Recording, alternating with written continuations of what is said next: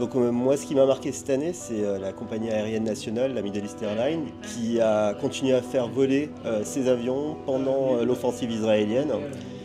Voir des avions voler avec des explosions derrière, c'était quand même assez impressionnant. Écoute, le 27 septembre, je m'en souviendrai toute ma vie parce que j'étais en shift. C'était moi en shift au moment où Nasrallah a été assassiné. Et donc du coup, on entend un énorme boom qui dure 20, je sais pas combien de secondes.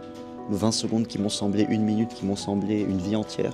C'était, je crois, l'une des journées les plus marquantes aussi sur le plan du travail, parce qu'on est habitué à suivre les discours, qu'on aime ou qu'on n'aime pas ce personnage-là. Le moment où j'ai plus ressenti un sentiment de vertige, c'était le 23 septembre, le premier jour de la guerre. En début d'après-midi, on a eu un bilan qui était de 50 morts, enfin une cinquantaine de morts. Et moi, en fait, d'emblée de jeu, je me suis dit, c'est une erreur. J'ai mal lu le chiffre parce que ça semblait tellement surréaliste. Et en fait, c'était juste le début. Je pense qu'on est monté à plus de 500 morts en une dizaine d'heures, une douzaine d'heures. Non, en fait, je retiens toute l'année, rien en particulier. C'était une année pas comme les autres parce qu'on a vu que c'est comme si on assistait à un film surréaliste, un thriller.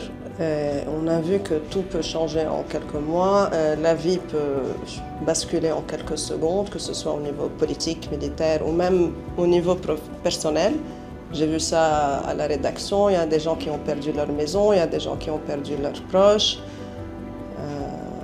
Donc cette année m'a appris qu'on vit dans un équilibre très fragile et qu'on ne peut rien prendre pour acquis. Voilà.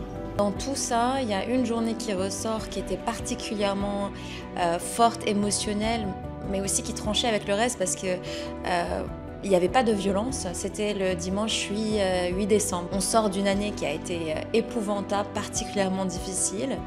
On se réveille avec la nouvelle, Bachar el-Assad est tombé.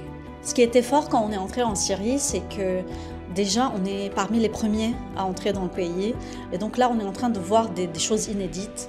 Et on est en train d'assister, mais en live, on va dire, à un événement historique dont on va se rappeler pendant des années. Cette année était très difficile. J'aimerais retenir quand même quelque chose qui vient du monde de l'art et de la culture. La citation de l'énorme metteur en scène syrien Saad Al-Awannous, qui a dit que nous sommes condamnés à l'espoir.